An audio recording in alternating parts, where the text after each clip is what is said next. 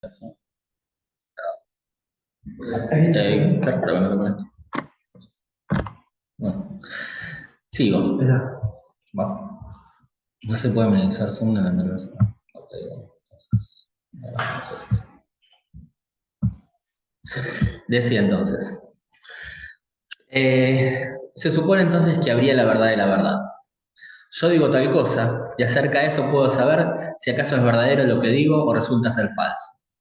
El problema es cómo asignarle un valor de verdad a todo esto. Para poder hacerlo, es necesario salir del solipsismo cartesiano, del puro formalismo del pensamiento, ya sea en la forma del yo pienso o del yo miento, y remitir a un tercero, a una tercera instancia, que permite emitir un juicio de valor acerca de la verdad del enunciado.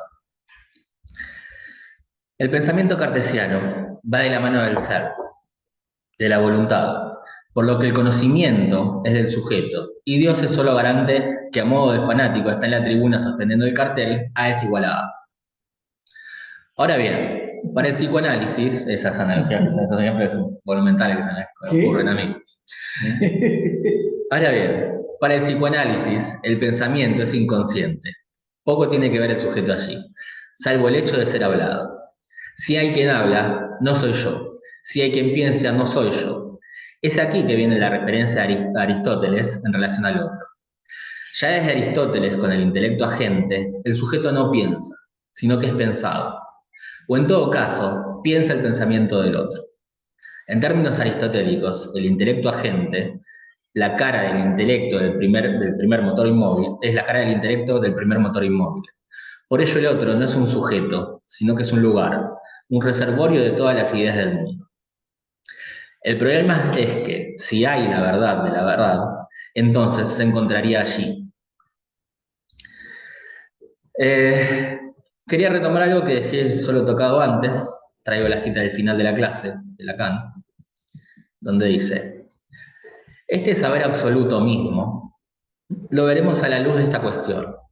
Cobra un valor singularmente refutable, pero hoy solo esto. Detengámonos a plantear esta moción de desconfianza, de atribuir a este supuesto saber a quien fuera, ni de suponer, subgicere, ningún sujeto al saber. Se termina la cita. Desde el vamos, Lacan nos pone a desconfiar del sujeto supuesto saber, tanto de que sea un sujeto como de que sepa algo al respecto. Pero trae algo más. Usa el término subgicere para especificar el suponer. Subgicere se refiere a poner algo debajo, algo que sostenga, a modo de fundamento. Cuidarnos de suponer ningún sujeto al saber, es una manera de traducir la frase. Este término subgicere está en latín y viene del término subjectum.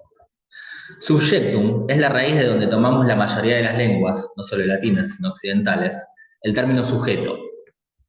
Pero subjectum es en realidad un término que refiere al análisis gramatical en latín.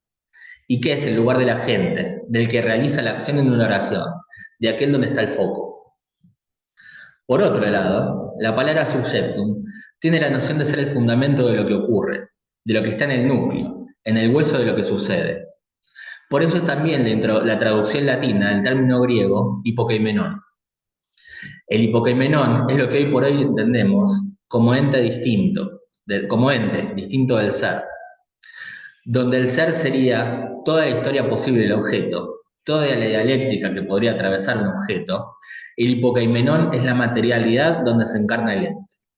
Por decirlo de alguna forma, si el hipokeimenon es carne, el ente es la marca que lo recorta y hace cuerpo. Una última cosa que quería comentar en relación al inicio. Lacan plantea de entrada que el problema que le interesa es este de lo mismo. Creo que también es importante recordar la crítica al lenguaje metafísico que venimos trabajando. La crítica de Heidegger de que el lenguaje, en tanto reificador, que crea sustancias en tanto que hablamos, nos hace olvidar la distancia entre el ente y el ser. Me refiero al ejemplo que siempre traigo de la queja de Funes el Memorioso. Cito. Nos deja vislumbrar o inferir el vertiginoso mundo de Funes. Este, no lo olvidemos, era casi incapaz de ideas generales, platónicas.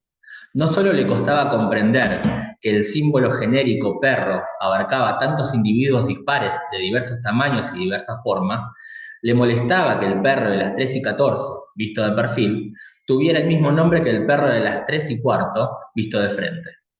Su propia cara en el espejo, sus propias manos, lo sorprendían cada vez. Refiere Swift que el emperador de Lilliput discernía el movimiento del minutero. Funes discernía continuamente los tranquilos avances de la corrupción, de las caries, de la fatiga. Notaba los progresos de la muerte, de la humedad. Era el solitario y lúcido espectador de un mundo multiforme, instantáneo y casi intolerablemente preciso. Termina la cita de Borges.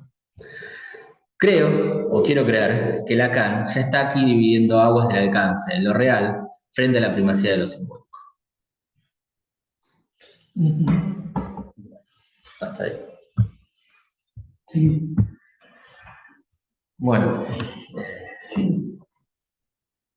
Pero no sé si alguien quiere.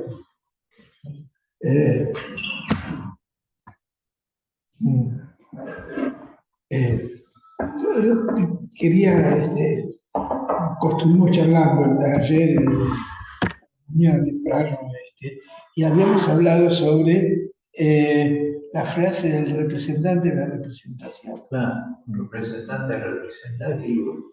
¿No? Me gustaría ver si también podemos debatir un poco esa frase. Pero quizá antes de debatir esa frase, me parece que esto que dijo Guido, que parece tan alejado de la experiencia analítica, sin embargo, es la experiencia analítica misma. En un punto donde el psicoanálisis se aleja, ¿no?, de la filosofía, en el sentido de que después a esto Lacan va a llamar la antifilosofía. Uno puede decir que hace en este seminario ya es antifilosofía. Y lo construye a partir de algo que es muy caro y que se nos aparece todo el tiempo: pensar que yo soy yo.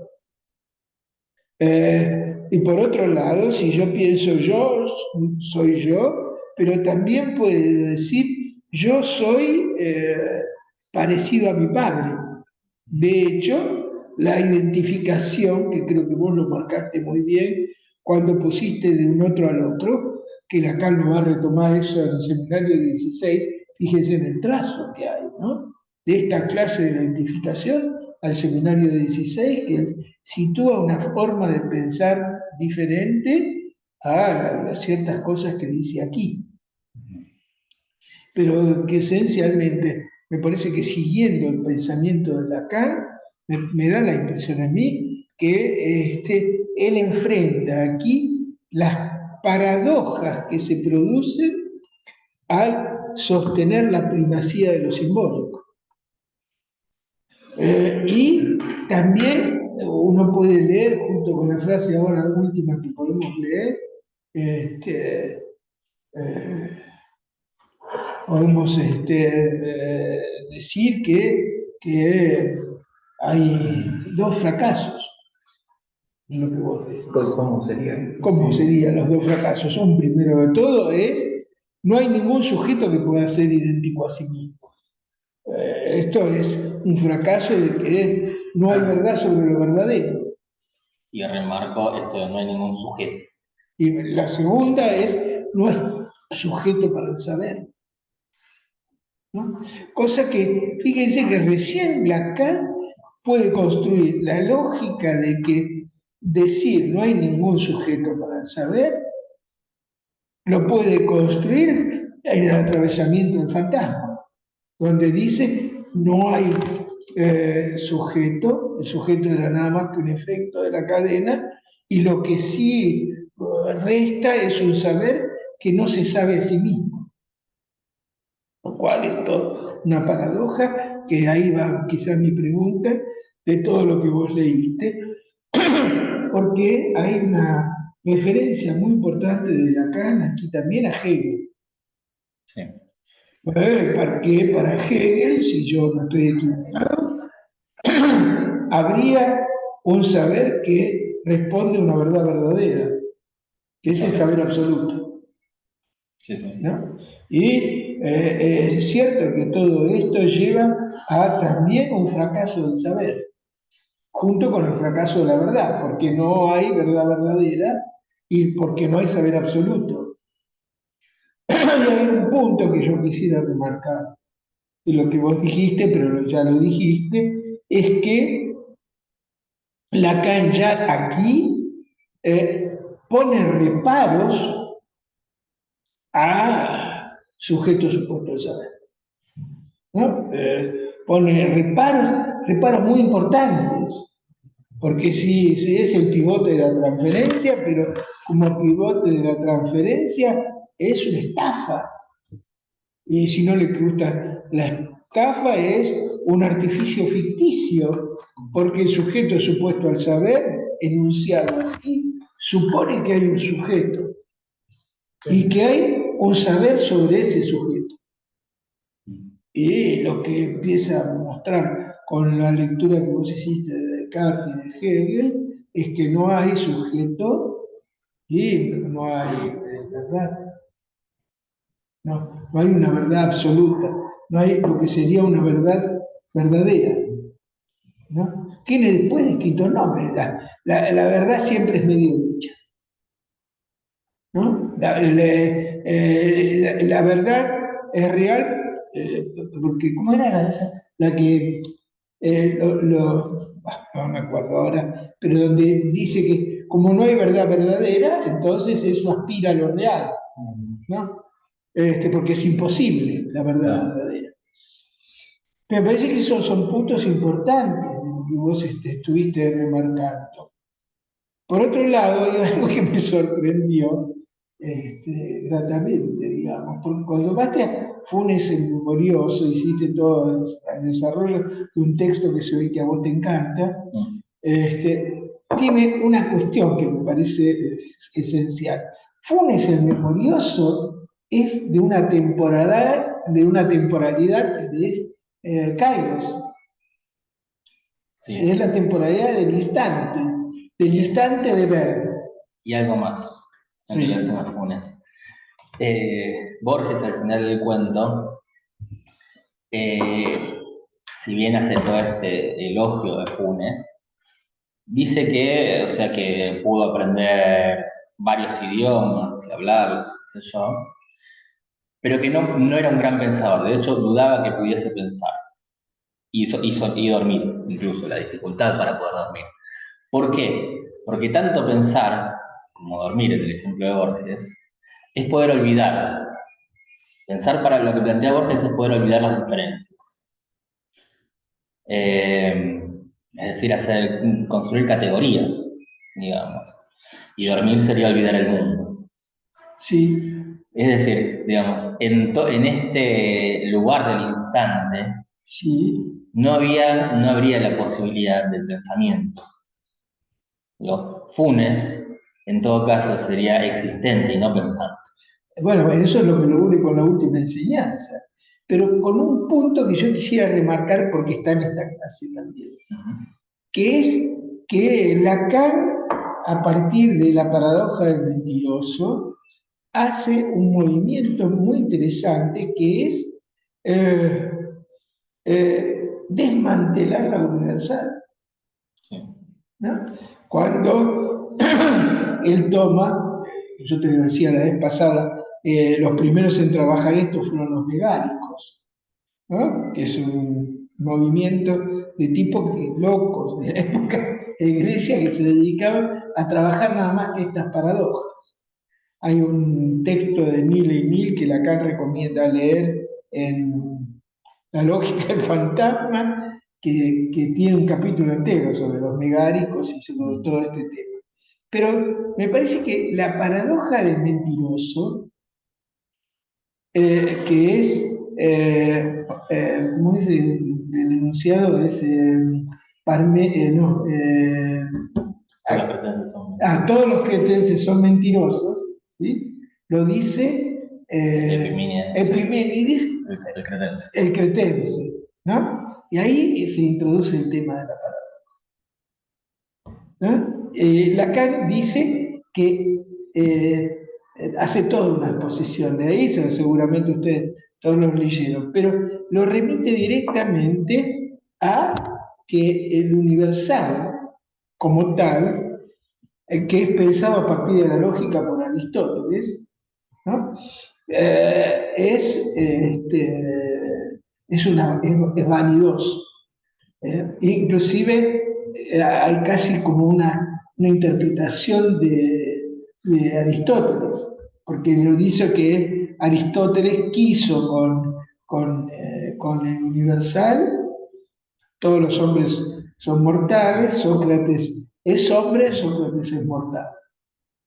Lo que quiso es deshacer la transferencia con Platón.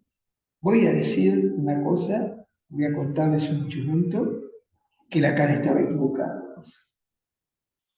¿Por qué estaba equivocado? Aunque vale el razonamiento, pero no vale como hecho, porque ese silogismo, creo que es bárbaro ese silogismo, no me acuerdo bien, pero no es aristotélico. Ese silogismo es de la escolástica, ¿no? Es muy posterior, ¿no? Sin embargo, bueno, yo creo que Lacan lo sabía. Dice, Lacan hace estos chistes, porque está en el comienzo nomás de la obra de Lukasevich, que es la obra monumental sobre la lógica aristotélica, ¿no? Y que muestra justamente este punto. Así que juega con eso, ¿por qué juega con eso? Tendríamos que preguntarlo. Para que desconfiemos del sujeto supuesto de saber. Eh, es, es un paso muy importante situar la desconfianza del sujeto supuesto al saber, ¿no? Y vamos a leer esas últimas frases para comentarlas, porque me parece que en estas últimas frases que va a nombrar Guido, Lacan, hay dos caminos posibles a seguir, y él elige uno, que es el que va a desarrollar sobre este texto, y que no es el de Funes memorioso, del instante. A ver, te quiero aclararte algo. La definición de Borges del otro con mayúscula, que creo que está en Borges y el otro, Sí. cuando él dice, el otro es todo lo que se ha acumulado de sentido a lo largo de la historia, ¿no? Con lo cual, ese sentido siempre le va a faltar uno. Eh, Mm. Leo, son las últimas frases. Sí, Desde el otro basurero. sí, sí. El otro es el basurero de los representantes representativos de esta suposición de saber. Y es esto lo que llamamos inconsciente, en la medida en que el sujeto se perdió él mismo en esta suposición de saber. Arrastra eso, sin saberlo. Eso son los restos que le vuelven de lo que padeció su realidad en esta cosa, vestigios más o menos desfigurados. Los ve volver, puede decir o no decir. ¿Es eso o bien no es en absoluto eso? Es absolutamente eso de todas maneras.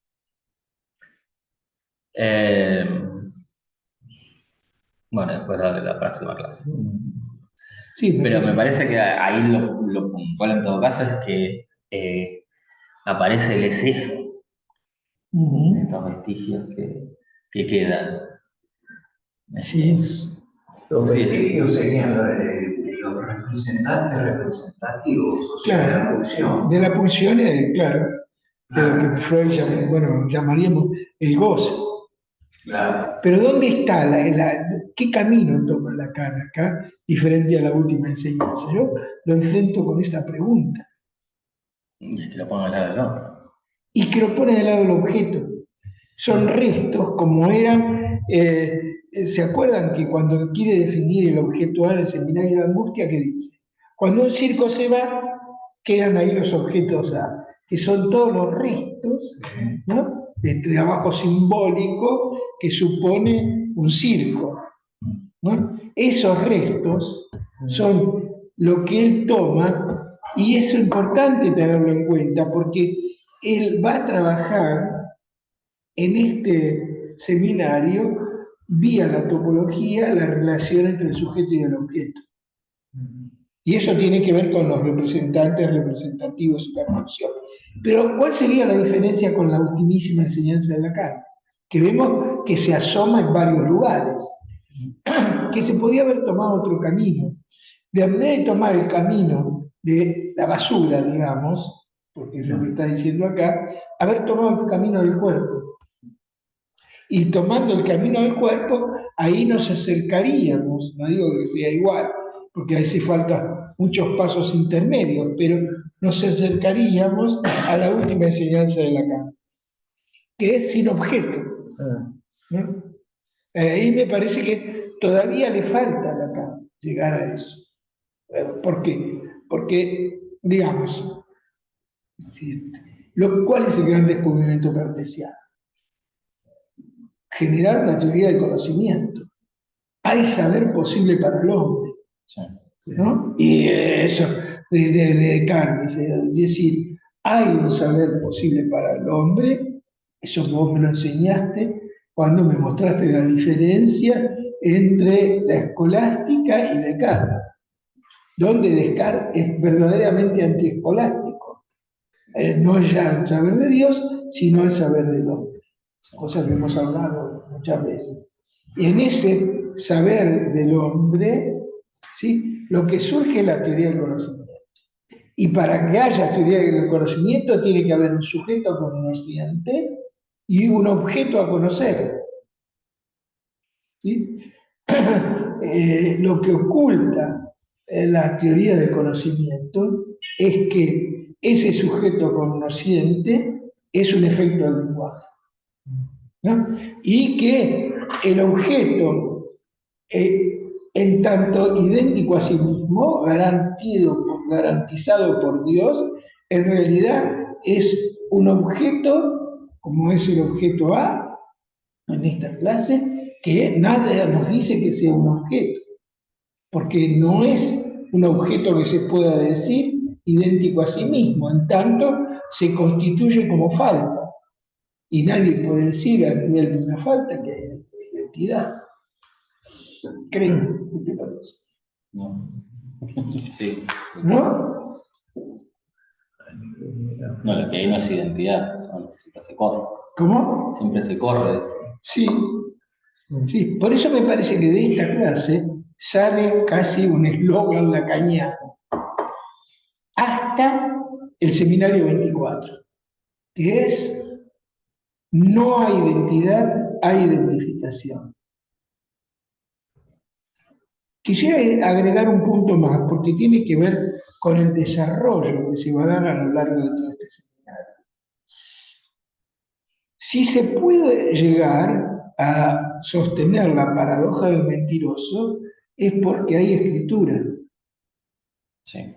¿No? Yo miento, puedo decirlo, hablando, y bueno, me dirán, Lito, vos sos un mentiroso. Pero para que sea paradoja, lo tengo que escribir. Me parece que ese punto es sumamente importante por algo que vamos a tener que recorrer con este seminario y después con otros seminarios donde Lacan habla de la escritura. A mí se me ocurre de un discurso que no fuera el semblante, y el seminario 20, donde hay un capítulo directamente sobre la escritura. Y hay otro en el discurso que no fuera el semblante, que se llama Escritura y Verdad, y Escritura y la Palabra, que trae todas estas paradojas que tenemos que trabajar. Pero me parece que ya aquí el tema, que aunque todavía no está desarrollado, va a ser muy importante para una palabra que vos introdujiste, que es la huella digital. El concepto de huella es un concepto que Lacan va a trabajar a lo largo de este seminario, y en las próximas clases que vamos a comentar lo vamos a tener que tomar. La huella de Robinson en la arena, de Viernes en la arena, que Robinson lee ahí como no algo natural, ¿no? y cómo esas huellas son el nacimiento del significado. Bien, pero vuelvo a insistir en este punto. Es central para Lacan la inspiración que le da este sueño del paciente, diga la verdad verdadera. Desde ahí surge toda esta clase. Y desde ahí surge, creo que la idea de Lacan de hablar de la identidad y de la identificación, más que de la identidad, de la identificación. Y creo que hay algo que lo está movilizando en eso. Es cierto, en el seminario anterior, Lacan se había dado cuenta de que se desea aquel que se le supone saber. ¿No? El banquete. Al final, con Claudel, se da cuenta que hay una función importante, que es la función paterna, ¿ah? Que está en la raíz misma del síntoma histérico. Y ahí entonces Lacan, creo que en este punto lo remite directamente a psicología de las masas y análisis del yo, donde de lo que ahí se trata, y es de lo que hay que revisar también en ese texto, de las tres formas de identificación. Para Freud, la histérica, ¿cómo? Del rasgo, la masa, digamos así, y la narcisista, ¿no? Digamos que la histérica, creo yo, y la del rasgo la eleva a la categoría de lo simbólico. En cambio, la narcisista queda como de entrada, ¿no? Dejada de lado. ¿Sí? ¿Sí? Bueno, me callo ahí y vemos a ver otras opiniones.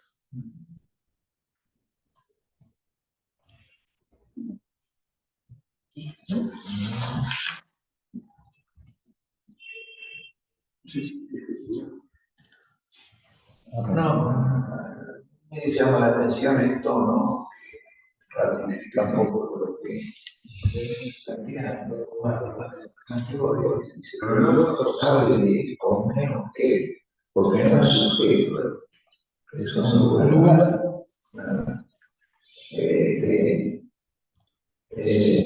Y esto podría desarrollarlo un poco más, porque él dice que Lacan lo saca de Aristóteles. Recién lo dijo. ¿No? Y me parecía que bueno, porque siempre pensamos no al otro, esa alteridad que no es imaginaria, que es simbólica, la pensamos como si fuese alguien, ¿no? Como si fuera el conjunto de los otros, ¿no?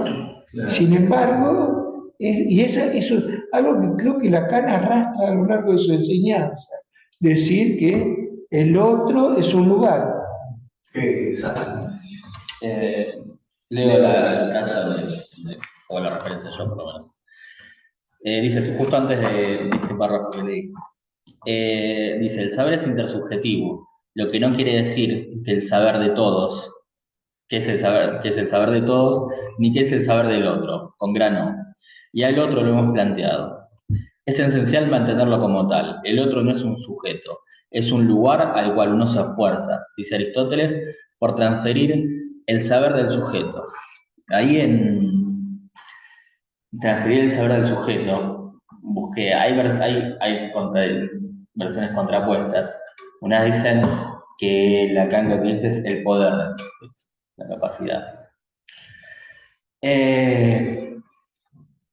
En referencia a Aristóteles, eso es una indicación al alma, puntualmente.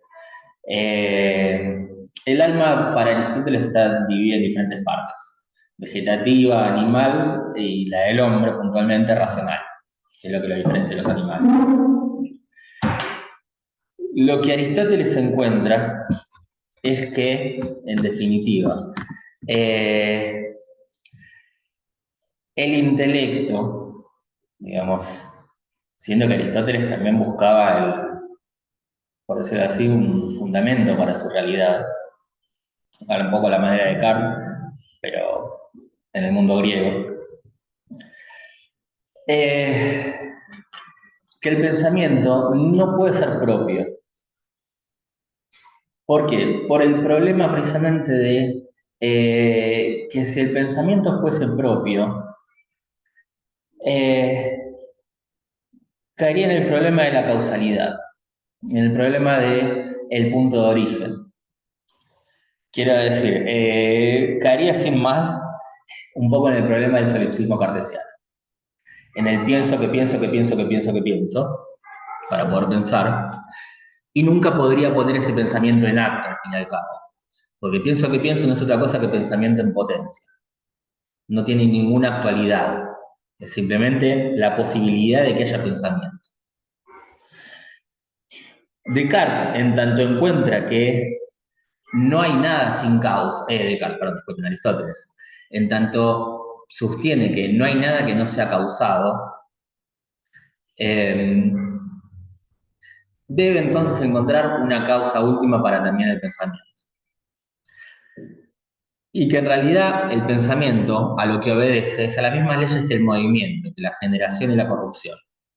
Es decir, el pensamiento entonces de algún lado me es dado.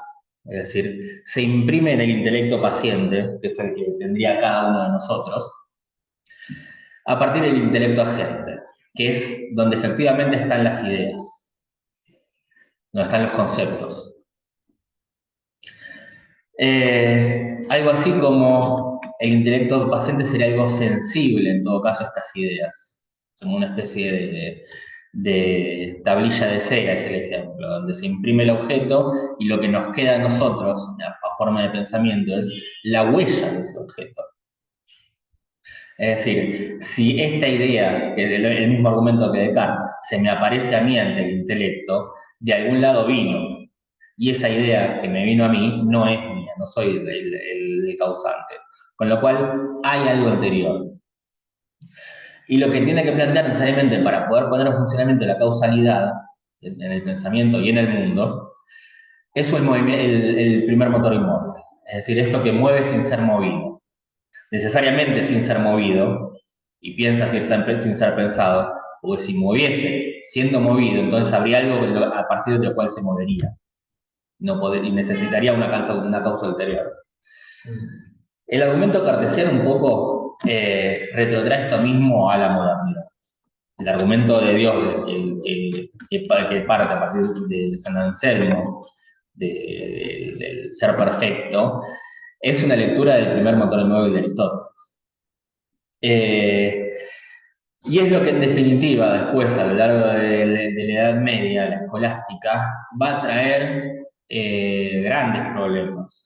Pues, a ver, la Edad Media, en Occidente, hay una introducción temprana de lo que es el platonismo, que toma su lugar también debido a que le permite a la Iglesia sostener el dogma.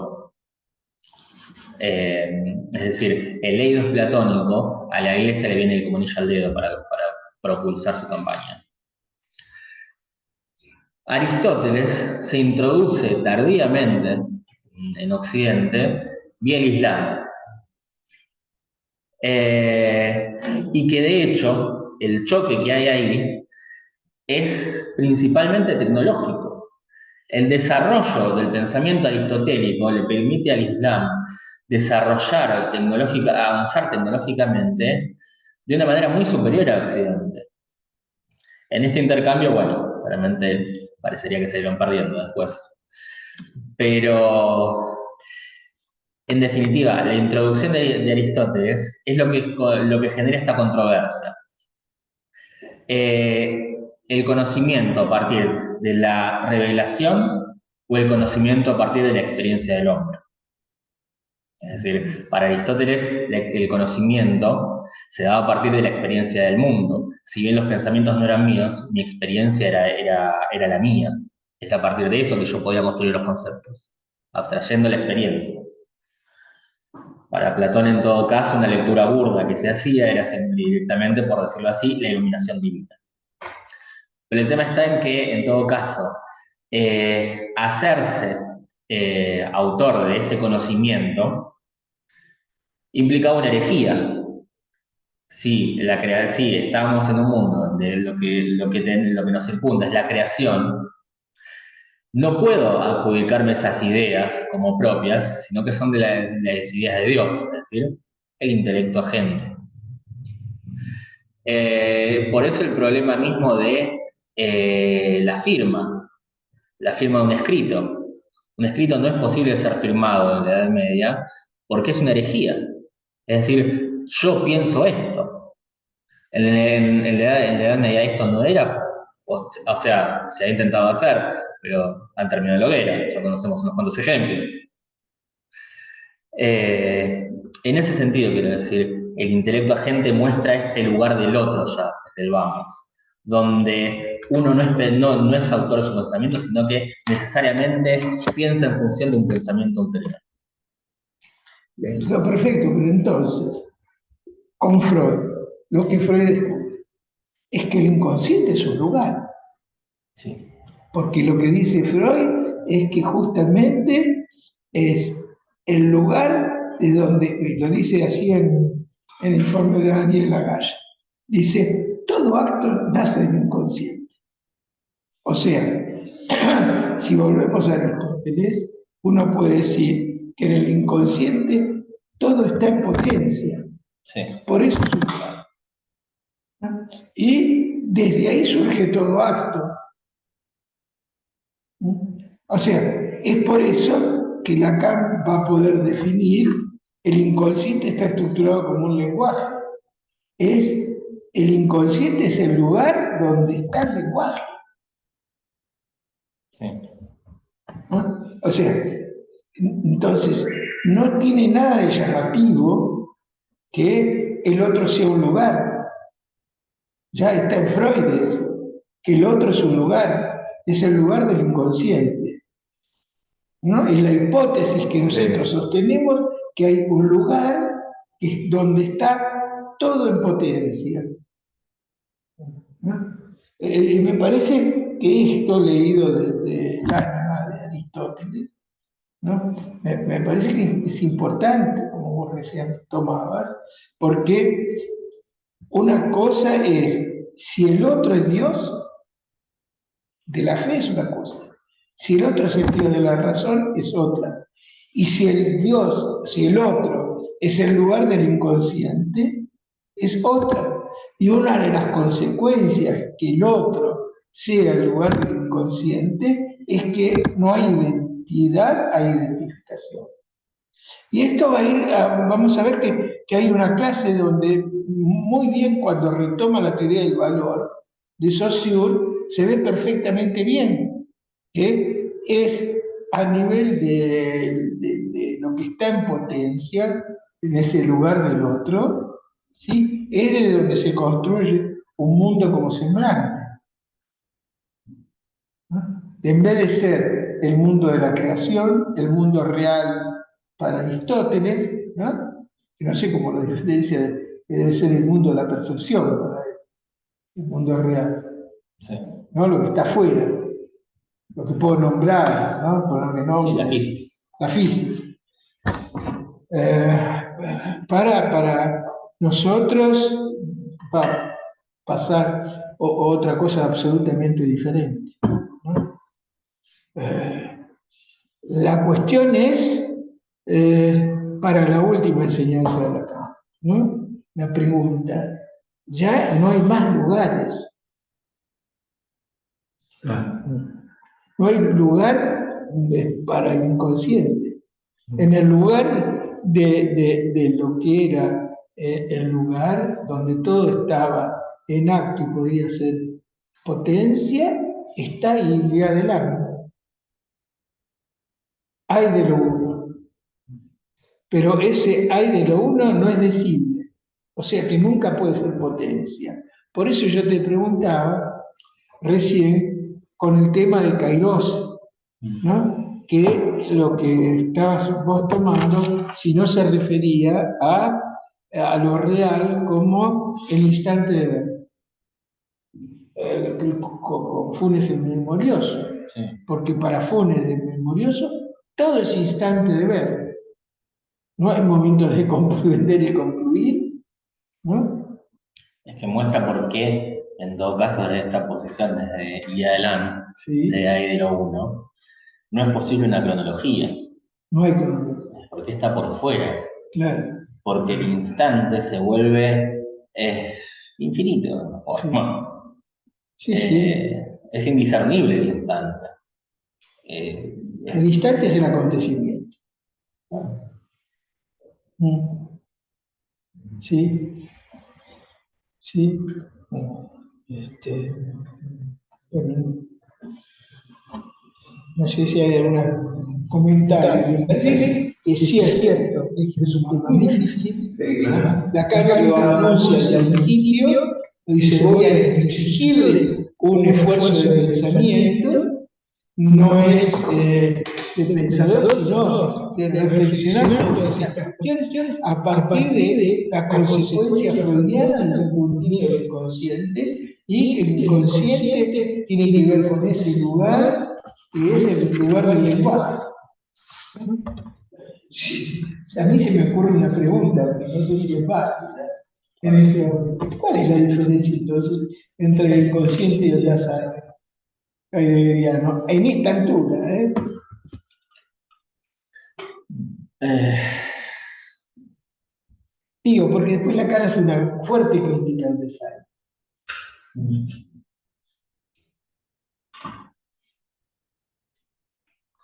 si lo tomamos como este lugar, como decía, el basurero de los representantes representativos. Eso no es el Dasein. ¿Eh? Eso es el ensayo. No, No es el ensayo. no es ¿Qué el cosa? Dasein. No, La basura del basurero de los representantes representativos. no, es toda la potencialidad. Claro, porque para Heidegger, No es ¿qué es el- interesante? El ser y tiempo, no hay tiempo, el ser y tiempo, habla de la cultura. Sí, sí.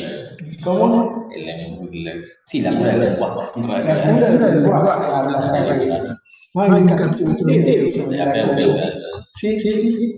Entonces, por eso me parecía que era interesante buscar esa diferencia. Y yo creo que cuando te trataba de decir que el representante representativo, eso que quedaba como objeto A, eso no es la Dasein. Eso No es la no, Dasein. No. Y esto, en principio, nos va a llevar a Lacan a sostener que el objeto es causa. ¿No? Es casi el motor inmóvil que hace mover al significante. Claro, es cuando invierte la fórmula del fantasma. Claro, el fantasma es encubridor, en tanto encubre nada más ni nada menos que es el objeto de causa. Causa. Sí, sí. Y eso es el seminario de la angustia, ¿no? Y a partir de eso, por eso estamos tratando de recorrer Lacan a partir de esto y seguir ese camino. A partir de eso es que se divide el inconsciente freudiano y el nuestro, ¿no? Porque el inconsciente, podríamos decir, el inconsciente de los más y los menos, de la carta robada. El inconsciente pensado como el falo que circula entre los distintos personajes, feminizándolos. Hay un poquito más ahí que habría que debatir, pero ese inconsciente, que es el inconsciente de la repetición, ese inconsciente, Lacan lo llama el inconsciente freudiano, el seminario 11, y dice hay otro inconsciente, en realidad no dice otro, pero dice el inconsciente freudiano y el nuestro, ¿no? Y el nuestro que está hecho, por eso es importante esta frase. Léela otra vez y vamos a ver qué. si el inconsciente está del lado de la pulsión, que es lo que busca articular lo simbólico con lo pulsional, con el goce, cómo se relaciona la pulsión, se relacionaría a los restos, ¿no? Y lee la frase. Sí. El otro es el basurero de los representantes representativos de esta suposición de saber. Y es esto lo que llamamos inconsciente, en la medida en que el sujeto se perdió él mismo en esta suposición de saber. El sujeto es, por un lado, el sujeto necesario para que haya todo este camino del saber, pero eso lo único que genera son restos, no un saber absoluto. Una verdad verdadera. No hay una verdad verdadera, ¿no? Si leemos esa frase. Y después dice al final, no, lo leíste recién. El sujeto se perdió él mismo en esta suposición de saber. ¿No? Que el sujeto se perdió él mismo en esta suposición. Es importantísimo porque es lo que nos pasa cuando hablamos. Cuando hablamos del sujeto, nos pensamos que no es alguien que se perdió a partir de la constitución de la teoría del conocimiento, ¿no? Nos pensamos, por eso es tan importante la crítica de Descartes, porque Descartes pone el yo ahí, ¿no? Entonces hay algo individual en todo el conocimiento, hay algo propio, ¿no? Y la última enseñanza de Lacan es, ya aquí muerta, que no hay propiedad del saber, hay retazos y no hay propiedad porque tampoco hay un sujeto que unifique el saber.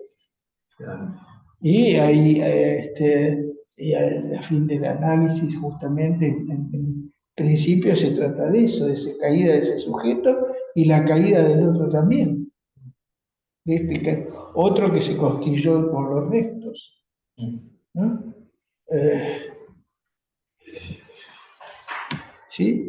Había otra cosa que me parece que sería interesante, a ver si podés desarrollarlo un poquito más, que deslizaste una teoría de Lacan como crítica a la teoría de las clases. Sí. ¿No? Te lo pregunto porque me sorprendió mucho, porque más adelante Lacan, cuando ponga el pie en el rabonario, va a hacer una crítica a la teoría de las clases, ¿no? Es decir, no hay clases en realidad, ¿no? El que tiene una lógica para la época importante. A ver. En realidad, la crítica a las clases es la necesidad o la imposición del principio de decidibilidad. Es decir,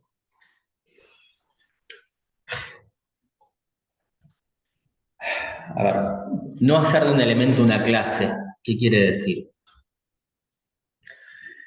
Quiere decir que, en definitiva, si yo aplico a un elemento, lo defino por una característica, esta característica no tiene que poder ser aplicable a todos.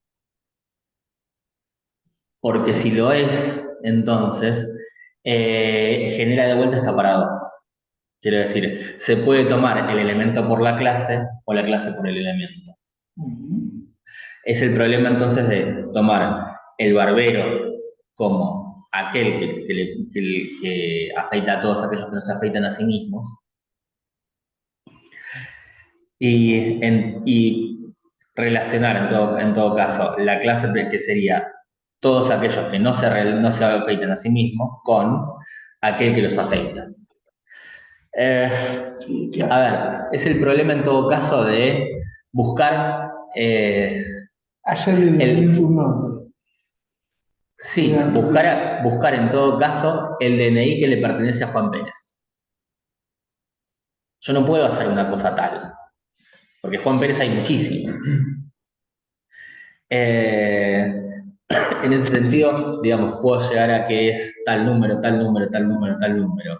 Ninguna de ellas sería verdadera y todas ellas a la vez lo serían. ¿Y todas ellas? Lo serían a la vez. ¿Qué lo soluciona entonces? Que precisamente la relación tiene que ser uno a uno, tiene que ser biunívoca. Entonces no puedo tomar algo que es característico a todos los elementos, como lo sería el nombre propio, y por el contrario tengo que tomar una diferencia específica, es decir, la huella dactilar.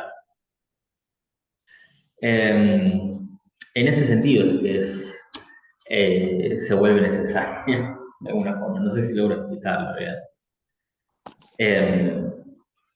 Sí, yo lo adelanté un poco para algo que vamos a trabajar más adelante y más detenidamente, que es la crítica de Lacan a las clases como reunión. Claro. ¿No? Va a sostener, si hay mamíferos es porque hay invertebrados. Sí. ¿No? O sea que es el rasgo diferencial de una diferencia absoluta lo que permite hacer una clase. Pero bueno, tiene una lógica que tenemos que desarrollar para las clases que siguen. Quizás yo me esté adelante un poco, ¿no?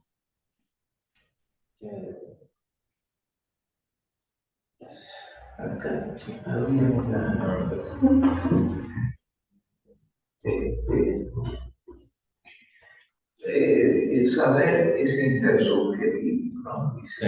Lo que no quiere decir que es el saber de todo. Intersubjetivo quiere decir ahí transmisible, o sea. No, quiere decir, se refiere a Hegel. En Hegel el saber es intersubjetivo porque surge de la relación del amo y el esclavo. Esta frase es importante porque después va a estar criticada por Lacan en la proposición de octubre, cuando él aquí todavía sostiene la intersubjetividad, pero cuando escribe la proposición de octubre dice, ¿cómo nadie se dio cuenta que no hay intersubjetividad? Que hay un solo sujeto, el sujeto supuesto al saber, ¿no? Y que no hay ninguna intersubjetividad posible, porque para que haya intersubjetividad hay sería contradictorio con el otro como lugar. Si el otro es un lugar, entonces no es un sujeto, por lo tanto no hay intersubjetividad, que es lo que después Lacan avanza a recién se desprende fuertemente de Hegel. El otro no es un sujeto, es un lugar al que uno se esfuerza, dice Aristóteles, por transferir el saber al sujeto. O sea, hay saber en el sujeto, o sea, que es transferible. Yo creo que no hay saber en el sujeto, por más que diga. Y esa frase, ¿vos la leíste en francés como era? Sí, ahí está la versión que dice saber y está la versión que dice el poder del sujeto. Claro. La potencia del sujeto. La potencia. Yo me diría la potencia, porque si no sería contradictorio. Si hay saber del sujeto, entonces habría verdad verdadera. Claro, pero ¿qué sería transferir el saber al sujeto? Por eso me parece más la traducción, me gusta más de poder. Vamos a ver qué le pone ahí Miller, porque estas son traducciones. Claro. Porque que le transfiera el poder es otra cosa. Transfiere al otro el poder, por ejemplo, en Descartes, de decir hay identidad. Eso es transferir, ¿no? El saber al otro. Puede ser, o la potencia, el poder al otro, porque es a partir de si hay identidad, entonces hay saber. Entonces, en lo que sería el psicoanálisis es la demostración de lo contrario. Es que como no hay identidad, ¿no? No hay saber para el sujeto. Es como si dijéramos así, de vuelta, no hay garante de la verdad. Me parece que precisamente esto que se puede leer, uno se esfuerza por transferir la potencia del sujeto, se podría leer precisamente como uno se esfuerza por darle al otro la posibilidad de que sea un sujeto, suponer un sujeto allí. Claro. Que precisamente el otro no es un sujeto. Por eso uno puede esforzarse por hacerlo tal.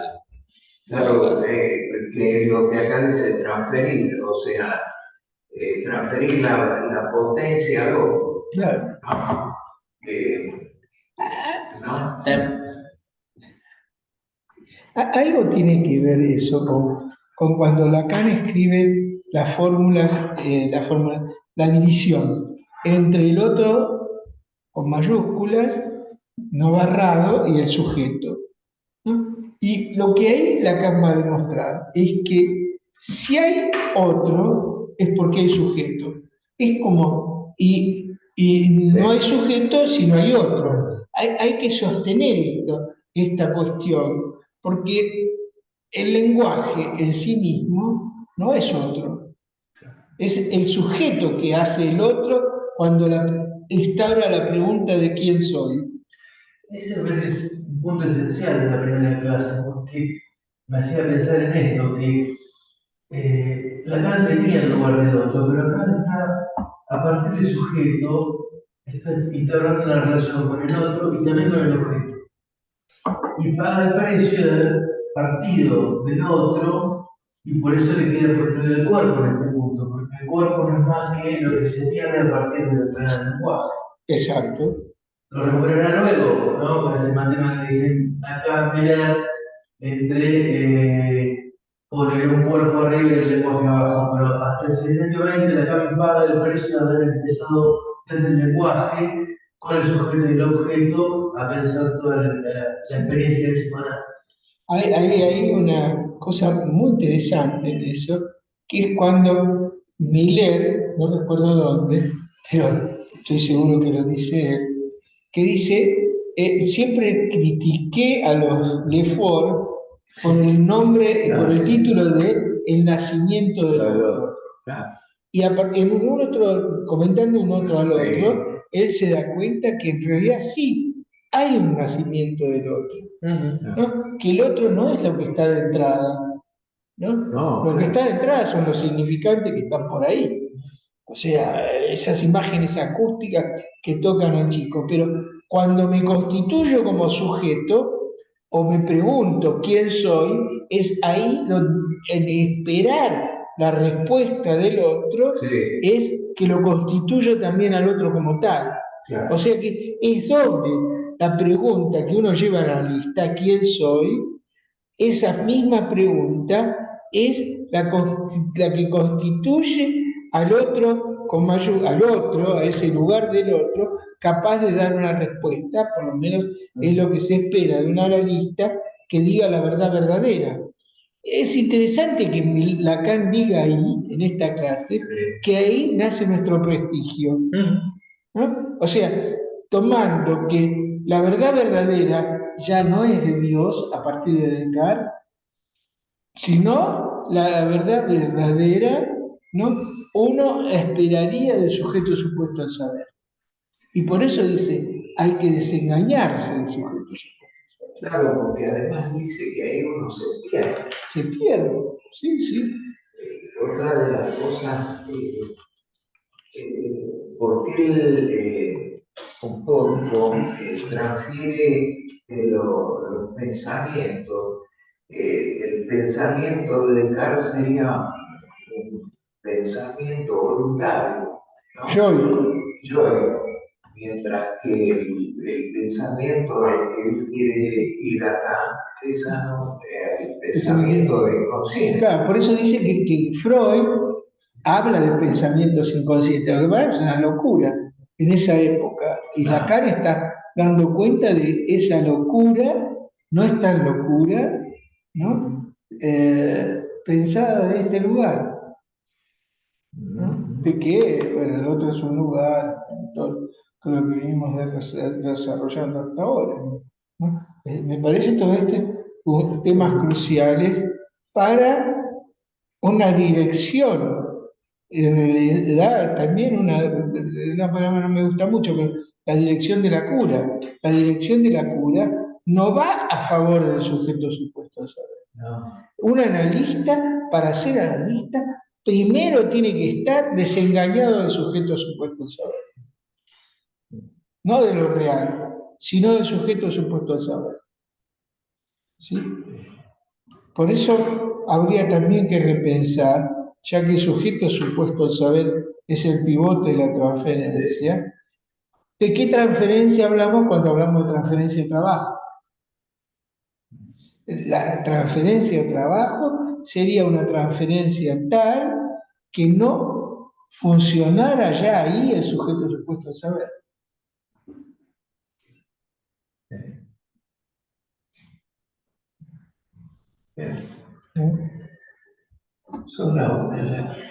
Sí. La vez que viene no. No tenemos la profesora Gelar. ¿Por qué? Es útil. Porque acá. No, claro. Claro. Acá, ¿saben qué? No podemos hacerlo acá. Y no podemos contar en ningún lado porque es la jornada de la FAPOL y sería una falta de cortesía, ¿no? Que demos seminario nosotros estando en la jornada del FAPOL, que se supone que sería interesante que la mayor parte de la gente participe, ¿no? Así que el lunes próximo no tenemos reunión, sino recién el otro. ¿Cómo? Sí. Sería, sí, en octubre. Me parece que sí, Es ¿no? el lunes A ver. 2. El lunes 2. El lunes 2 de octubre nos vemos. Bueno. Bueno, no sé, ¿hay algún comentario, pregunta, debate?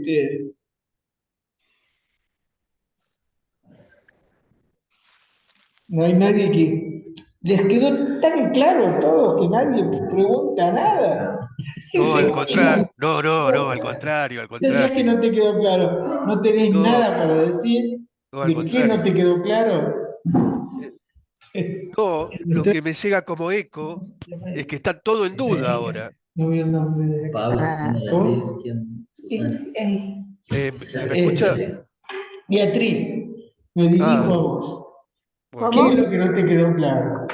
Muchísimas cosas no me quedaron claras, Bueno, no sé. algunas, por lo menos. No, bueno, qué sé yo, me hace pensar un montón de cosas que uno dice, pero bueno, obviamente esto de que no hay sujeto idéntico a sí mismo y esto que no hay identidad, sino identificación y todo lo que obviamente hay detrás de eso, y que bueno, estas tres identificaciones de Freud, que uno las tiene como memorizadas, pero bueno, es difícil en la clínica a veces cuando uno se encuentra con el paciente, desde qué lugar estas cuestiones de identificaciones las está viendo, cómo trabajar con eso, qué sé yo, hace pensar millones de cosas que uno... Muy interesante lo que vos decís. Exactamente. Sí, Muy Exactamente. interesante. es Podríamos interesante, pero intentar también... charlar sobre eso un poco.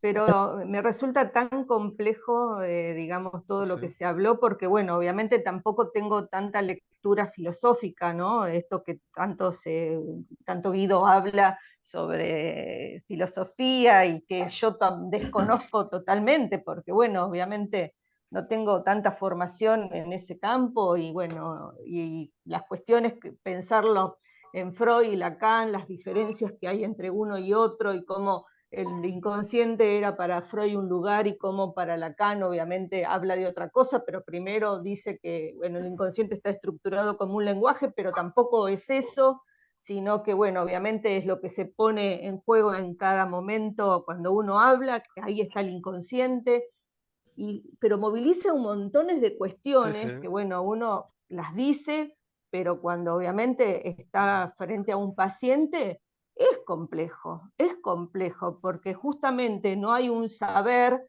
pero al mismo tiempo algo del saber se tiene que poner en juego para poder escuchar, ¿no? O poder leer algo de ese inconsciente que obviamente se está desplegando en ese momento. ¿Qué sé yo? No sé qué dirán los otros, pero a mí me hizo pensar montones de cosas, por eso cuando preguntabas, ¿hay algo para preguntar? Yo quiero preguntar todo, porque todo obviamente hace a lo que cada uno hacemos a diario, Sí, pero nos interroga. A mí me parece, con todo respeto, José hace varias clases en el seminario que nos está provocando, porque cada vez estamos con más preguntas, aunque no las podemos formular, pero hay Pablo. un tamaño de interrogación sobre nuestra clínica que Bueno, me parece que entusiasma, ¿no? Aunque no tengamos tal vez tanto recorrido, tanto lectura, bueno, pero me parece que hay que acrecentar el intercambio porque a mí me surge que la pregunta central es ¿qué estoy haciendo? Pero hace clases que vengo preguntándome qué estoy haciendo. Susana Totalmente. también quería decir algo. A ver, José, siga Sí. provocando. Susana, ¿qué ibas a decir? No, yo en función de lo que hablaban mis compañeros y sobre todo Beatriz, me quedo con una idea y en función de todo lo que hablamos hoy. Comparto lo que vos decís, Beatriz, hay cosas que a mí se me escapan, no tengo tanto lectura, sobre todo de filosofía y demás, pero me quedo con esta idea. Si se trata de lugares en la estructura, entonces todo es movimiento de un lugar a otro. Cuando estamos frente a un paciente, si podemos pensar que se trata de movimiento, ahí le podemos dar luz verde al saber hacer y al instante. Yo la verdad que ustedes no saben lo que me alegran las preguntas que hicieron. Primero de todo porque son preguntas de analistas. Porque si ustedes se preguntaron lo siguiente, entonces, ¿qué hacemos en la clínica? Y la cuestión es que eso muestra que claramente que un analista no puede saber lo que hace la experiencia analítica. Si un analista sabe lo que hace, no es un analista, es un terapeuta. Claro. ¿No? Y esto, por eso me parece que estas preguntas vinieron muy bien. Vinieron muy bien. Hay otro momento, digamos, es cierto. Hay ese momento de la experiencia donde, como dice Freud, todo saber tiene que quedar entre paréntesis. No hay una forma de saber qué hacemos en la experiencia. Cuando estamos ahí, con el paciente, ¿no? Analista, analizante y con el método analítico y nada más. Pero sí es importante que demos cuenta lo que hacemos en esa experiencia. O sea, yo creo que Lacan lo que recoge, y Freud también, para poder hablar sobre el psicoanálisis, es lo que a él le llegó de su experiencia como analista, como pregunta. Por eso yo les insistía mucho recién, y creo que Guido también, es que toda esta construcción parte de la demanda de un sueño de un paciente, no de obviamente, no es de ese individuo, sino es que el tipo soñaba que le decía a Lacan, dígame la verdad verdadera. Así como Freud se da cuenta de que con fresas, frambuesas y no me acuerdo qué otra con F, la nena alucinaba lo que le había sido prohibido el día anterior. Y así descubre el deseo y lo descubre a nivel de significantes porque todas esas Fs remitían a Freud. Bueno, aquí tenemos que decir que partir de la idea de que hay un sueño y ese sueño demanda la verdad verdadera, ¿no? Es lo que a Lacan lo pone a trabajar sobre todos estos temas. ¿Y desde dónde trabaja Lacan estos temas?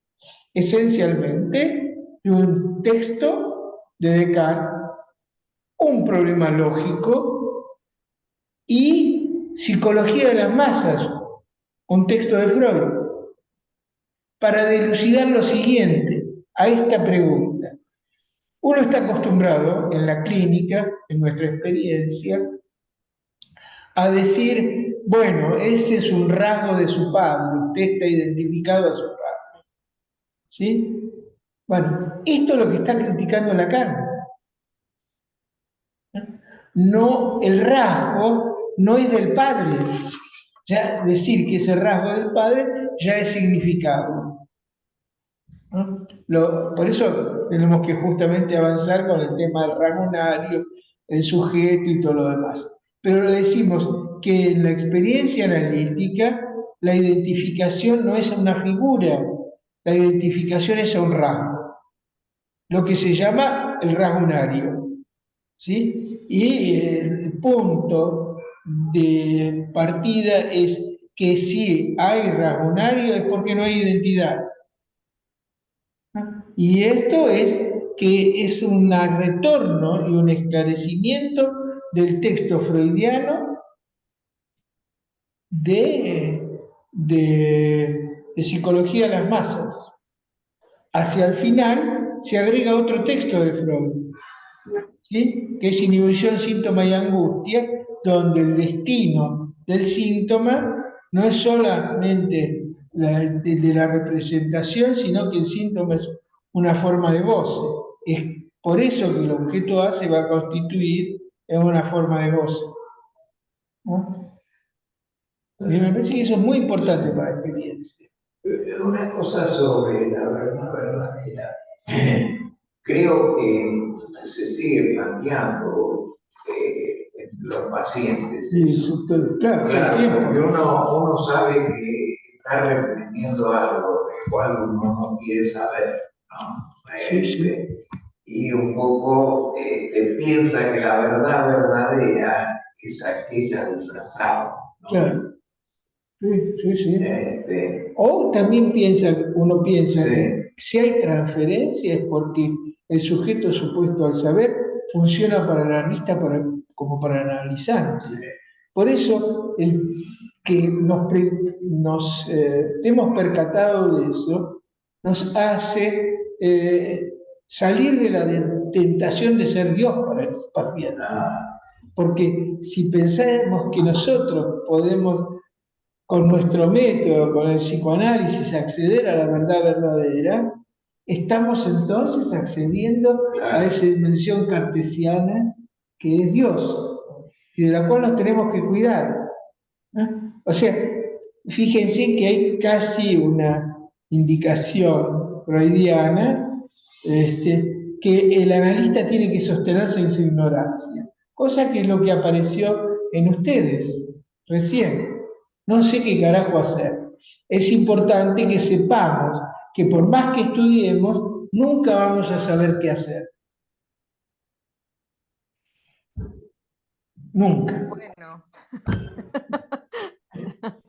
Qué bueno. Qué lindo consuelo. No es un consuelo, es el método analítico. Sitúa relegado del analista a la ignorancia. La ignorancia. Claro. Sí, es una tranquilidad. No es ningún consuelo. Al contrario, yo creo que más bien esa es la alegría del psicoanálisis.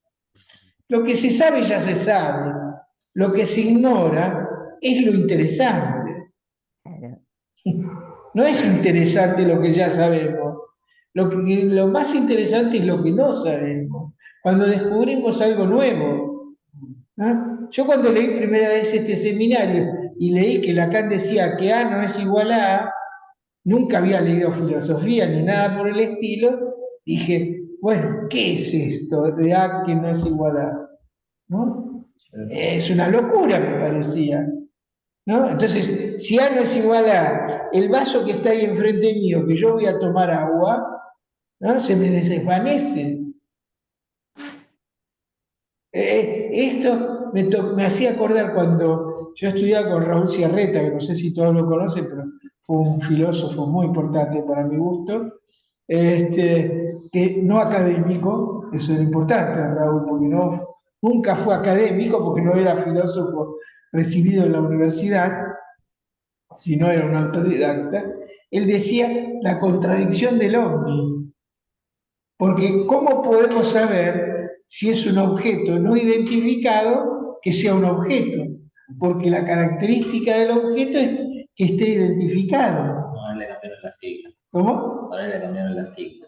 No Ya no es más un objeto. Ah, ya no más. No. ¿Ahora cómo lo llaman? WAF o algo así, no me acuerdo. Ah. O sea, se dio cuenta que había una contradicción. Sí, ahora es un fenómeno no identificado. Un fenómeno no identificado. Sí. Claro. ¿No? Pero bueno, fíjense, todas estas cosas, y yo creo que, bueno, es bueno, ¿no? Caer en la ignorancia. Por eso no me parece consuelo, ¿no? Más me parece invitación al trabajo. Me sonó esto lo de no objeto, sino efecto. Fenómeno, eso. Venía pensando cuántas veces ocurre algo con un paciente. Primero, bueno, las veces que vienen y nos dicen, dígame, ¿no? Con diferentes palabras, de diferentes maneras y demás. Pero cuando ocurre algo, muchas veces yo me quedo pensando, ¿qué hice? ¿Qué dije? Sí. No identificado. No escuché bien. ¿Qué hice? Ocurre algo y no identificado queda eso. Claro. Si hay o no hay causa, al fin y al cabo. Claro. Sí. Bueno, ahora sí son 1:10 y tenemos hambre. Nos vamos a almorzar. Bueno, un beso nos a vemos. todos. Un abrazo. Chao, nos vemos. Gracias. Chao, hasta la próxima. Chao.